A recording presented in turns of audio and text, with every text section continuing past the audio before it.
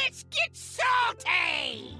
Everyone, Zeddy here again with another Perils in Paradise card review. We know the remainder of the Hunter cards. Are they broken? Are priests gonna drive us crazy with them? We'll find out. We'll take a look at these cards. If you want to win these cards, we're giving away 2 regular pre-orders, 2 mega bundles out of my pocket. To enter the giveaway, like and comment in the video, link down in the description below, the one with that thumbnail over there.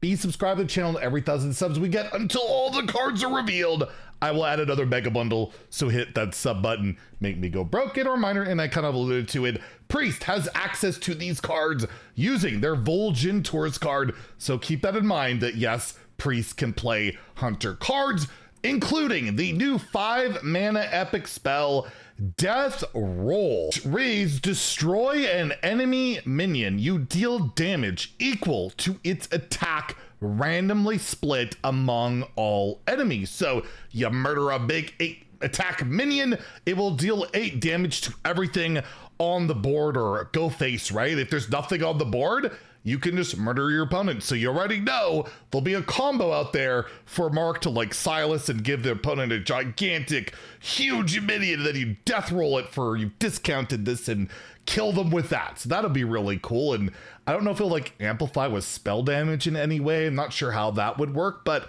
yeah, it's a nice hard removal, something that Hunter like rarely ever has access to, just a straight up removal card, which actually I'm trying to think of a card that they could play that just straight up removes something. Like you got Deadly Shot, but it's always been like random effects or give your spells poisonous or something. Very rarely does it just destroy. I guess you have like Rotten Nest Drake and some effects like that, but they're pretty sparing, right? So Priest can use this too. Absolutely has that usability, but I don't know. They already have removal and all that, but they don't typically have a lot of reach, right? This is somewhat a kind of reach. And yet again, another card that punishes your opponent for playing a big minion. One of my new pet peeves. I really noticed that in Arena these days. Is just you get punished a lot for playing big minions, and this is just yet another card that will do that. It feels pretty expensive for standard, not necessarily something you want to run. It can be good, like again, on really large stuff, but it's just really meta dependent, right? And again, I'm just thinking about Hunter and Priest. It feels more like Priest could use this better than a Hunter. You have to look out for it. And I guess with like Vol'jin swapping stats, you could swap things to make it bigger and then destroy it. There's some synergies there too. So look out. I don't think it makes the cut though in standard or wild. I think in both formats, it might be a little bit too slow. I'll give it a 2, both formats, Standard and Wild, but again, giving Hunter straight up remove a minion spell, pretty unprecedented. So again, don't want to know if I want to entirely sleep on that, especially when we do have some synergies to go with that, including the never before seen card. Play Hearthstone definitely did not leak this on their own gameplay video. The Chatty Macaw. It's a very chatty card. It wanted to come out early. 3 mana 3/3 Beast Pirate. Battle Cry. You repeat the last spell you cast at an enemy at a random enemy. So you played that spell, Chatty Macaw will play that spell as long as there's another enemy minion on the board. So a bit of mana cheat, that could be quite nice. You could also just play this in Priest with like Power Chord Synchronize and get more stuff. It doesn't have to be a damage spell or removal. It could be value too, right? So there's damage spells you could point, and it's any enemy, right? At a random enemy can go face. So I don't think you can destroy a minion and it counts as the hero, which would be funny. But damage spells can certainly go face and be extra reach. It's kind of similar, I guess, right? Like the Brilliant Macaw for Shaman that would repeat the last battle cry. I feel like that was a lot more powerful than this, but certainly something you could consider. But again, it's got to be a spell that you had to actively target an enemy, not like a broad effect. It needs to be cast on that enemy. So it limits the spell pool quite considerably. But I mean, my rule, if it's a 3 mana 3/3, it's at least got to be a 3, right? It's got to work that way, right? The Chatty Macaw, we'll give it a 3 in standard, maybe even wild, like wild. You're not playing a lot of spell stuff there, and most of the Hunter decks is Hurahan Hunter or the cheap Beast Token Hunter.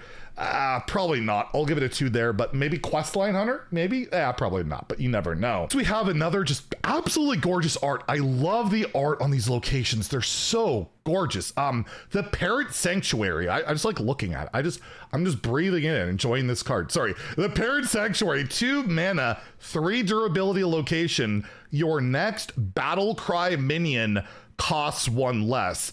After you play a battle cry minion, reopen this. So basically, this activates itself. You have a discounted battle cry minion. Here's the thing, you play it, it reopens, right? Doesn't this just reopen itself? It's always open for business. I have a weird one. I guess the mage one was quite similar in the fact that like you just can discover a spell, cast a spell, it reopens. It's similar in that regard, but yeah, this is a very easy one to reopen, and battle cry minions can be quite nice. We saw that 2 mana 1/1 parrot that could be 1 mana. Any battle cry minion in particular, like mana cheat good, as I like to say. It's minor, it's 1 mana, but it's certainly something you can build around and utilize. And again, it's open all the time. It just kind of squawks at you.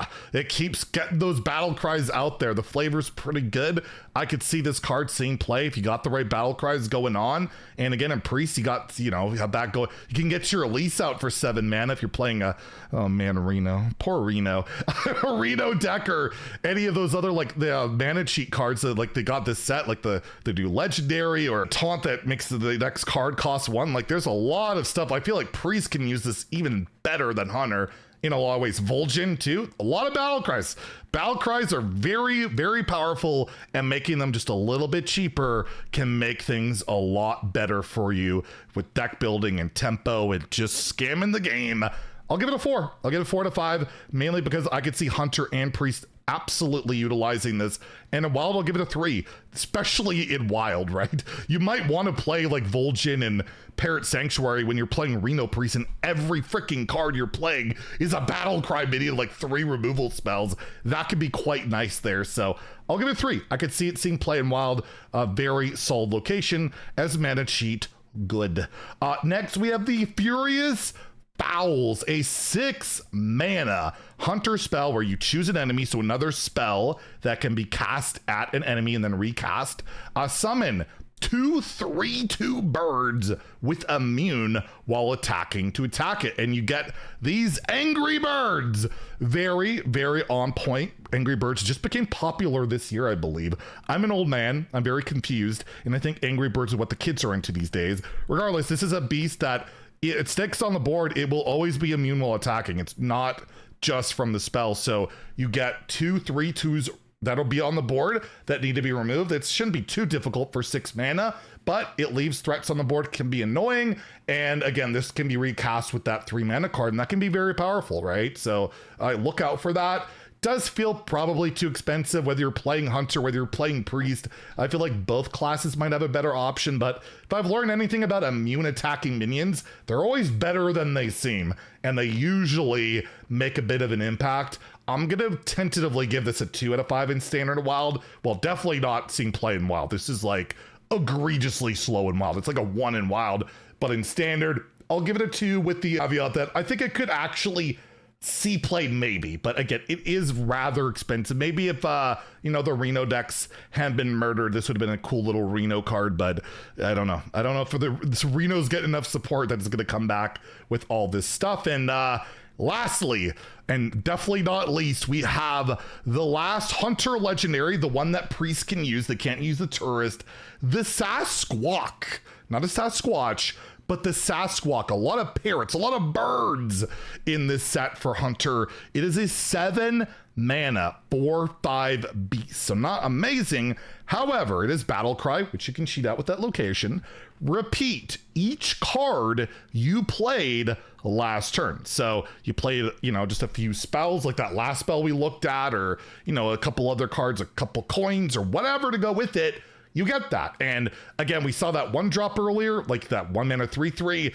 You'll get that card and you won't summon the 2/1, right? Like it won't retain like hand buffs, it won't cast battle cries. It just replays the card. If you like how test works, right? Where you recast spells and all that. So it only plays what you played last turn. So you have to factor all that in. It's a bit of a value dump. It can be a board dump, or it could just be like 1 card recast. But if it's like a 6 mana card, you get a 4 or 5 with it. That can be okay. It does feel expensive, but there is an important note to remember. The egg is still in Standard, and it is pretty good for Hunter. It's a very strong card, and getting Sasquatch for really cheap with that could be something to look out for. and that deck has not been that far off, right? Like, it's pretty decent. Obviously, while with Hurahan, you're not going to be doing this. And then you're looking at Priest. I don't know, get another Amanthul. That seems good. That alone. Just another Amanthul with this. That seems really nice, right? Like another Titan or whatever, another big spell, another value hit, right? That could be really good. So Priest could totally use this too in some pretty gross ways. And with Priest, you can always, you know, play more than one Sasquatch. So it's something to look out for. I don't think it's like the craziest legendary ever, but I think it'll see play. I will give this a 3 out of 5 in standard. In wild, probably more of a 2, where that type of thing, it's too slow. And probably, I know I say it's too slow, but it's just the way it is in wild. Like, everything's too slow unless it's not. And there's very few cards that are not. It's pretty rare. So we'll give it a 2 there, but really cool card. And I really love the parrot theming.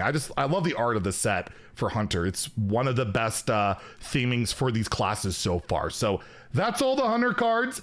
Tomorrow we will have another class reveal of Warrior. And then I think we finally finish off with those Druid cards that will certainly be fair and not cheat mana or ramp or do utterly broken things. Anyways, if you enjoyed the video, please like and subscribe. Have a great day and stay salty, my friends.